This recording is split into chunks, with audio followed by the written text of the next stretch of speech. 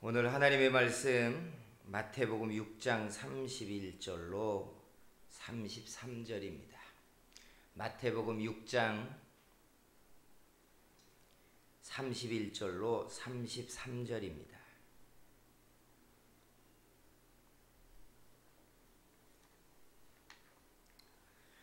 말씀을 봉독해 드립니다. 그러므로 염려하여 이르기를 무엇을 먹을까 무엇을 마실까 무엇을 입을까 하지 말라. 이는 다 이방인들이 구하는 것이라. 너희 하늘 아버지께서 이 모든 것이 너희에게 있어야 할 줄을 아시느니라. 그런즉 너희는 먼저 그의 나라와 그의 의를 구하라. 그리하면 이 모든 것을 너희에게 더하시리라. 아멘. 할렐루야.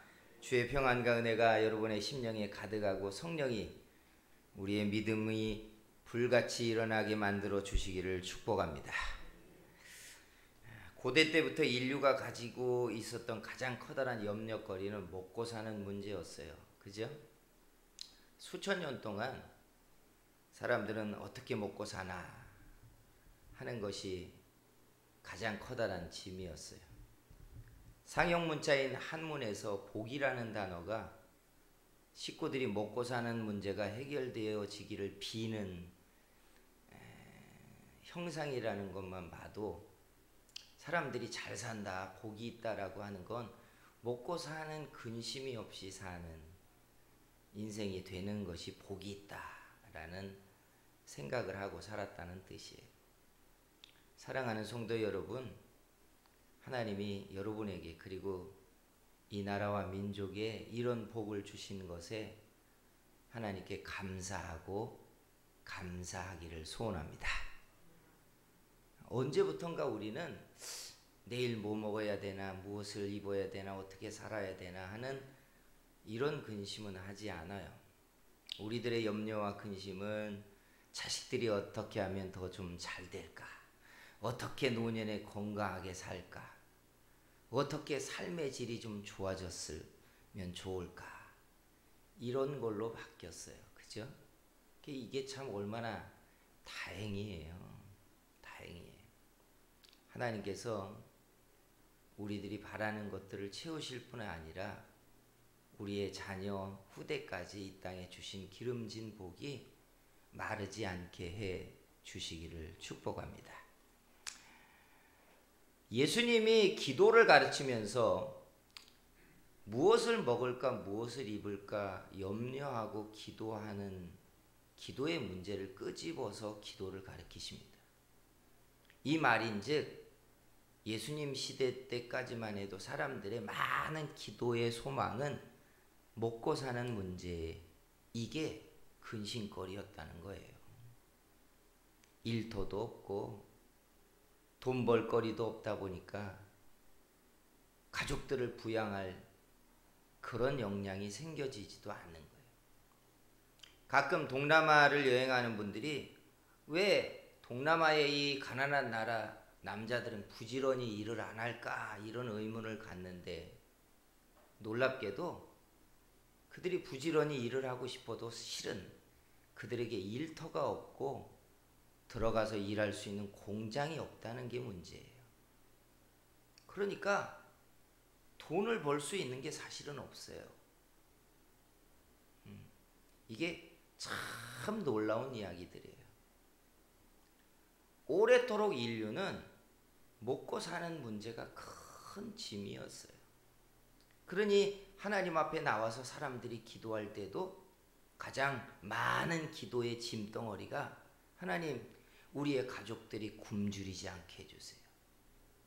먹을 것이 있게 해주세요. 내가 소득이 있게 해주세요. 이런 기도를 했다는 이야기예요. 가끔 탈북민들이 유튜브를 하거나 방송에 나와서 북한 자신들이 살아왔던 시간들을 방송하는 이야기를 봅니다만, 한국 사람들에게 그게 공감하기가 참 어려운 장벽을 넘어가는 이야기 같은 것은 우리가 하고 있는 고민과 염려와는 전혀 다른 기본적으로 굶주림, 내일의 끼니거리, 자식들이 굶어 죽어가는 것을 지켜보고 있어야 되는 부모님, 병들었는데 치료할 길이 없어서 질병으로 죽어가는 이웃들과 가족을 지켜보는 이야기를 할 때 어떻게 저런 세상에 저들이 살고 있을까 하는 것에 대한 공감하기 어려운 이야기들이 벌어진다는 이야기.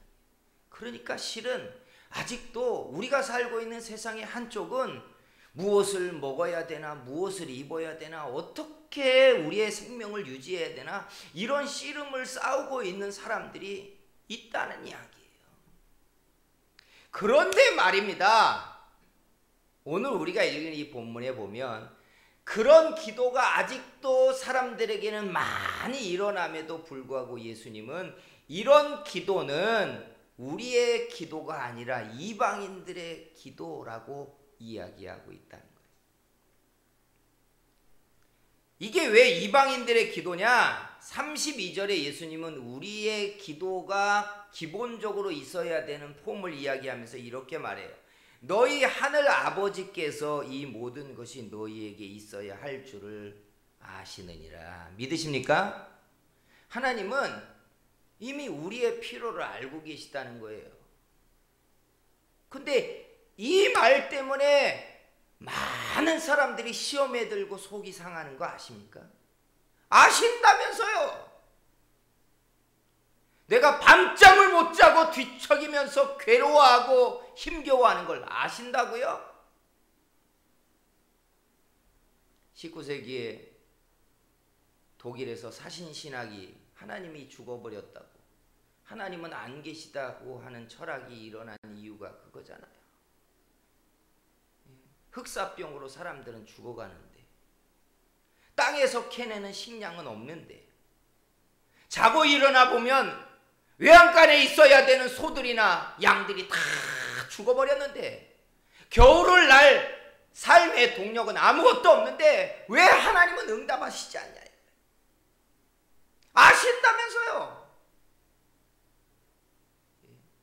아신다면서요. 그런데 왜 우리를 이렇게 두십니까? 그래서 정말 하나님이 안 계시다라고 말하는 게 아니라 하나님을 향하여 상한 심정으로 내뱉은 말. 하나님 듣고 계세요? 하나님 정말 계신 거 맞습니까? 하는 심정으로 사람들이 말한 게 하나님은 죽었다라는 표현이에요. 여러분 그런 일 없으십니까? 하나님 내 고통을 왜 듣지 않으십니까? 내 괴로움을 왜 상관해 주시지 않습니까? 내가 이렇게 하나님께 손을 들고 외치고 있는 기도에 주님은 왜 침묵하십니까? 이게 많은 시대의 사람들의 괴로움이고 하나님 앞에 속상했던 문제예요. 예수님 시대로 끌고 이 말씀을 다시 한번 들어갔다 나올 필요가 있어요. 그러면 유대인들은 왜 그랬을까? 하나님은 왜 유대인들이 이방인들에게 압제당하고 나라 없는 눈치 보는 백성 만들고 곡식을 땅을 뿌려 곡식을 거두면 다 강자들에게 빼앗겨버리고 남들의 빌어다니며 먹고 사는 초라한 가난한 사람들 만들어 놓았느냐 이거예요. 자기 백성이라면서요. 하나님의 아버지라면서요. 성경을 더 읽으면 무슨 말이 있는지 여러분 아시죠? 어떤 부모가 어떤 아비가 자식이 생선을 달라는데 거기에다가 뱀을 들려주며 떡을 달라는데 돌덩이를 줄 부모가 있느냐? 너희 부모가 그렇게 하지 않는 것처럼 하늘 아버지는 너희에게 좋은 것을 주시는 분이다. 이렇게 이야기한단 말이에요. 그러니까 이 말이 더 가슴을 우며 파는 거예요. 좋은 걸 준다면서요.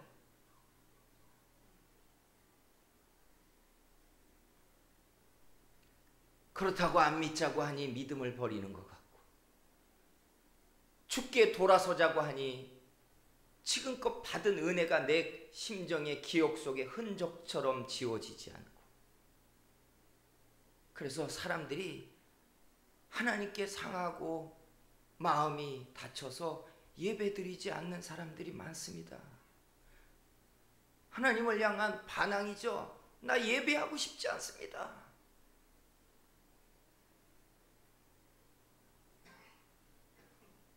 여러분은 이런 시절을 지날 때 어떻게 하셨습니까? 오늘 주께서 우리의 신음하는 소리를 들어주시고 살펴주시는 그런 시간이 되기를 소원합니다. 그러면 그 당시의 이야기를 한 번 더 하고 들어가야 돼요. 왜 하나님은 아신다고 하면서, 너는 내 것이라고 하면서, 머리털까지 세신 바 되었다고 하시면서 왜 이스라엘의 신음을 하나님은 외면하셨는가? 왜 그들을 굶주리게 했고, 왜 핍박당하게 했고, 왜 나라 없는 백성으로 눈치 보고 새빵살이를 하게 만들어 놨을까? 왜 하나님은 그렇게 했을까요?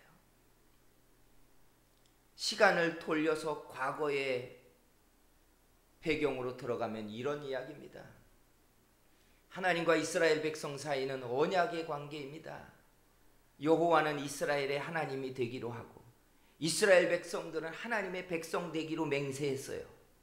그 언약의 조건이 이런 거예요. 너희가 나를 경외하고 내 말을 들으면 나는 너희의 하나님이 되어서 너희의 기도를 들어주고 너희를 지켜주고 복을 줄 것이다. 이게 언약의 핵심이에요. 그런데 만약에 너희가 나를 경외하지 않고 계명을 떠나면 내가 너희의 기도를 듣지 않을 것이고 너희를 징벌할 것이다. 이게 언약의 핵심이라고요. 그런데 역사를 보면 이스라엘 백성들이 가나안에 정착한 다음부터 한 세대가 지나자 곧바로 변심합니다. 예배드리는 걸 싫어해요. 계명 듣는 게 딱딱한 겁니다. 너무 제약이 많은 거예요. 신앙생활 하다 보면 여러분도 그런 적 있잖아요. 주일은 왜 그렇게 빨리 다가오는지, 11조 드리는 상황이 아닌데 11조는 드리라고 하지, 교회는 행사를 한다고 하지, 뭐 맡은 직분은 맡아서 구역장 하라, 여전도에 입원하라, 모여라, 회비내라. 우리 교회는 다행히 헌금 봉투가 몇 개 없죠. 어떤 사람들이 교회 가가지고 헌금 봉투를 세보니까 23개나 종류의 헌금 봉투가 있더래요. 이야, 뭐라 내라는 건 그렇게 많은지. 그러니까 자꾸 이스라엘 백성들이 하나님을 섬기는 게 눈치 볼 게 많고 걸릴 게 많으니까 대충 하기 시작했어요. 아프다고 교회 안 나오고, 빚 갚아야 될 게 있는데 뭘 11조 드려? 안 드리는 겁니다. 예배 시간 땡 끝나면 얼른 가버리는 겁니다. 올해 여전도에 임원 좀 해보시죠. 아이고, 올해는 내가 벌려놓은 사업이 많아가지고요, 내년도에 할게요. 자꾸 신앙이 옅어졌어요. 그러다 보니까 절에도 가는 겁니다. 우리식으로 하자는 거예요. 초파일 되면 친구 따라서 절에도 가보는 거예요. 야, 타로점 좀 보자 하니까 타로점 치러 가는 겁니다. 아유, 신통한 무당이 옆 동네에 있대 하니까 무당에게도 한번 가보는 겁니다. 야, 5만 원만 쓰면 모르는 거 없이 다 가르쳐준대. 무당에게도 가보는 거예요. 이렇게 말씀을 어기기 시작했어요.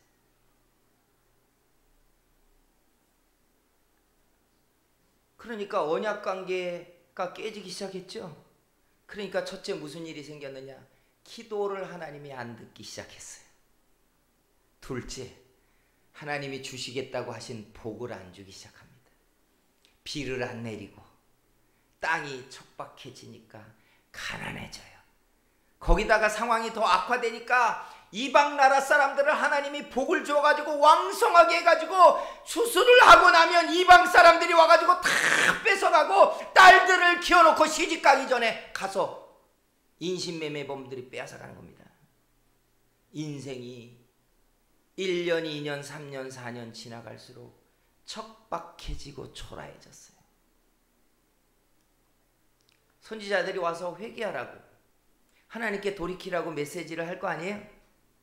근데 선지자들이 바른 말하는 게 꼴보기 싫은 겁니다. 꼴보기 싫은 거예요. 가끔 교회 갔더니 목사님이 그날따라 11조 설교를 안 해. 아, 이 교회 헌금 설교한다고 안 가. 그리고 안 가는 거예요. 딱 그 얘기예요. 딱 그 얘기를 하는 거예요. 선지자가 회개하라고 하니까 꼴보기 싫은 겁니다. 나 지금도 힘든데, 지금도 살기가 괴로운데, 딱 죽고 싶은데 회개하라고? 난 지금 사는 게 나는 투쟁이에요. 그런데 회개하라고요? 듣기 싫은 겁니다. 그러니까 왕이나 권력자들은 암살범을 고용해서 선지자를 죽여버렸어요. 그러니까 하나님과의 관계는 점점 더 나빠져 버렸어요. 그런 상황에서 사람들이 나가서 뭘 구하겠어요? 주님, 하나님, 우리가 회개할 테니 하나님과의 관계를 좀 회복했으면 좋겠습니다. 이런 기도를 했으면 좋겠는데 나와서 뭘 구하느냐? 하나님 계시죠? 내 자식 내년에 대학 가야 돼요. 결혼해야 돼요. 근데 통장에 돈은 없어요. 돈 좀 주셔야 되지 않습니까? 먹고 사는 기본적인 걸 구하는 거예요. 그러다가 옆을 보니까 옆에 동네에 바알을 섬기는 사람들은 맨날 잔치하고 해외여행 다니고 집 짓고 새로운 차를 사고 잘 사는 겁니다. 그리고 그 사람들이 말하는 거예요. 야, 우리 바알 좀 섬겨봐. 바알이 우리에게 복을 줘. 그러니까 그래 볼까? 그리고 바알 제사에 가보는 겁니다. 어떤 사람들이 그렇게 말해요. 야, 불교쟁이들은 부자가 많대. 딱 그 얘기를 하는 거예요. 야, 교회를 갔더니 가난뱅이 천지고 절에 가면 기름기 쫙잘 흐르는 사람들만 절에 나오더라.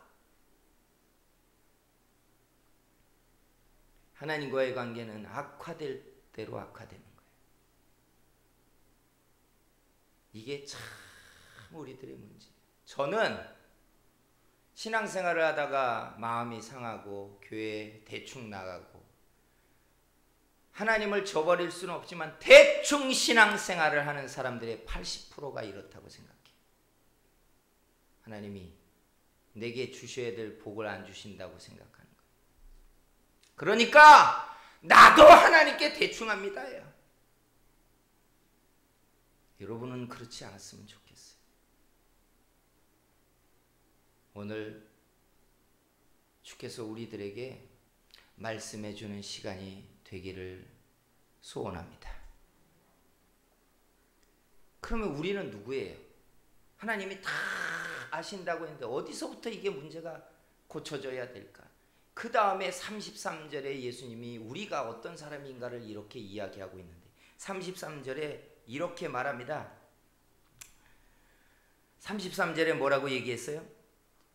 그런즉 너희는, 주님이 말하니까 2인칭으로 말했어요. 우리가 들어야 되는 방식으로는 이렇게 해야 돼. 그런즉 나는 어떤 사람이냐? 먼저 그 나라와 그 의를 구해야 될 사람. 참 이 말이요, 이 말의 코드를 정확히 하려면 우리가 누군가인가를 알아야 돼요. 우리가 누구인가? 수요일날 사무엘상 강해를 하면서 가슴이 찌리도록 파고 들어오는 말씀이 계속되고 있는데 우리의 믿음의 선배들이 실패하고 망가지는 이야기가 사무엘상에 기록되어져 있는데 그 중에 가장 핵심이 뭐냐? 이스라엘 사람들이 사무엘 선지자에게 찾아가서 우리에게도 다른 나라들처럼 왕을 주소서 하는 말입니다. 이게 참 가슴 아픈 실패의 이야기예요. 그래서 왕조가 시작되거든요. 정치적으로는 시스템이 들어오니까 발전하는 거예요. 근데 신앙적으로 보면 이게 핵심적인 문제입니다. 망가지는 핵심. 왜 핵심이냐? 하나님이 아브라함을 부를 때부터 하나님은 자기 백성들이 사는 방식을 정했어요. 그게 뭐냐? 다른 나라들처럼 제도권 정치를 가지고 세금을 내고 그래가지고 나라의 왕이 통치하는 다른 나라 사람들처럼 사는 방식의 삶이 아니라 아브라함과 이스라엘 백성들은 하나님을 왕으로 삼고 그의 말씀에 통치받으며 하나님의 뜻대로 살면 하나님의 백성들이 세상에서 어떻게 사는가를 보여주는 표적과 증거로 나타내려고 하나님이 자기 백성을 불렀단 말이에요. 그러니까 우리는 이런 사람들이에요. 세상 사람들과 비교해서 떵떵거리게 부끄럼 없이 잘 사는 사람들 살게 만들려고 부름받은 게 아니라 세상 법이 아닌 하나님의 법에 지배당하면서 하나님의 법에 의해서 어떻게 사는가를 세상에 보여주는 하나님의 표적, 하나님의 증거, 하나님의 말씀, 하나님의 얼굴이 되라고 부름받은 사람이라는 거예요. 할렐루야. 그러니까 정체성이 다른 사람이에요. 우리는 저와 여러분이 사는 말씀은, 사는 방식은 말씀을 붙잡고 말씀을 지켜야 우리는 사는 줄 믿습니다. 그런데 이스라엘 백성들의 신앙이 망가지니까 뭐라고 구했냐? 우리도 저 사람들처럼 살게 해주세요. 우리도 이웃 나라가 사는 시스템을 주세요. 우리도 저 사람들이 돈 버는 것처럼 돈 벌게 해주세요. 그러니까 망가지기 시작했어요. 불변의 법칙은 이거예요. 우리는 세상 사람들처럼 사는 사람이 아니에요. 믿으십니까? 저와 여러분들이 사는 법과 원칙은 오직 말씀인 줄 믿습니다. 말씀이 책임질 것이고, 말씀이 응답하실 것이고, 말씀이 역사해 주시는 줄 믿습니다. 그런데 세상법이 머리에 있는 거예요. 세상의 기준이 말씀보다 위에 있어서 세상의 눈치를 보고 세상은 따르는데 말씀은 떨어지는 거예요. 그러니까 응답받지 못하죠.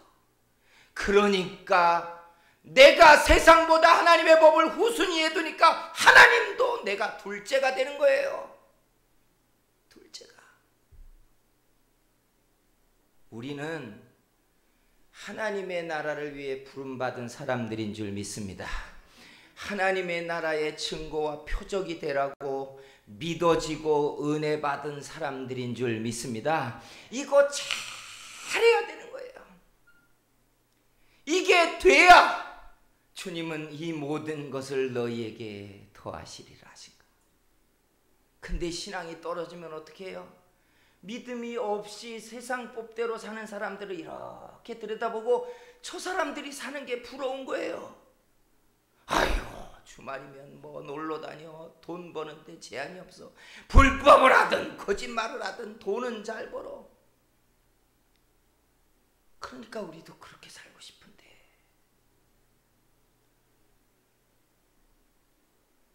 사랑하는 성도 여러분, 우리 믿음이 좀 적어도요, 내가 누군가인지 알아야 돼요. 나는 세상에서 세상 방식으로 살아서 복을 받고 살 수 있는 존재가 아니라 하나님의 말씀 붙잡고 살면 말씀이 책임져 주는 사람, 말씀대로 될 사람, 말씀에 보장받는 사람, 말씀이 지켜주는 사람, 그 말씀대로 결국 응답받는 사람들인 줄 믿습니다. 이것 떠나면 아무것도 아니에요. 사도 바울이 뭐라고 얘기했어요? 이거 잃어버리면 세상에서 가장 불쌍한 사람이에요. 세상에서도 제대로 어울려지지 않고 하나님의 울타리에 와도 하나님의 말씀을 초라하게 여긴 것 때문에 제자리를 못 잡고. 사랑하는 성도 여러분, 그래서 우리의 인생은 방식이 있어요. 첫째, 내가 누구인지 정체성을 정해야 돼. 나는 세상에 심겨진 하나님의 사람인 줄 믿습니다. 둘째, 하나님의 사람의 법은 말씀인 줄 믿습니다. 셋째, 말씀을 붙잡고 살면 말씀이 날 책임져 주는 줄 믿습니다. 이게 나예요. 이게 나예요. 내가 말씀을 놓으니까 세상이 책임져 달라고 세상의 법대로 살아. 나는 세상에 심겨진 하나님의 사람이고, 내가 하나님의 말씀을 붙잡으면 말씀이 날 책임질 사람이에요. 이게 믿음입니다. 오늘 우리 속에 이 믿음이 가득해지기를 축원합니다. 그래서 너희는 먼저 그의 나라와 그의 의를 구하라. 그리하면 이 모든 것을 너희에게 더하시리라. 우리 세상을 먼저 잡으면 실패합니다. 세상법이 말씀보다 크면 우리 실패해요. 하나님의 낯을 보는 것보다 세상 눈치 보는 게 더 커 보이면 우리는 하나님의 응답 받지 못하게 돼 있어요. 믿음을 일으키시기를 축원합니다. 믿음이 뜨거워지는 시간 되기를 축원합니다. 하나님의 말씀이 책임지는 여러분들 만들어 놓기를 주의 이름으로 축원합니다. 기도하겠습니다. 사랑하시는 우리 하나님 아버지, 우리 속에 불같은 믿음, 충만한 믿음, 은혜가 가득한 믿음이 일어나게 해 주시옵소서. 말씀을 붙잡고 말씀의 책임을 다 받으며 말씀의 응답을 누리는 인생이 되게 만들어 주시옵소서. 믿음이 떨어져서 세상이 커 보이고 세상의 눈치를 보고 말씀을 둘째 셋째 순서에 놓지 않게 하시며 하나님의 말씀대로 응답되어지며 말씀이 책임지는 역사를 날마다 보는 사람들 되게 만들어 주시옵소서. 예수님의 이름으로 기도하였습니다. 아멘.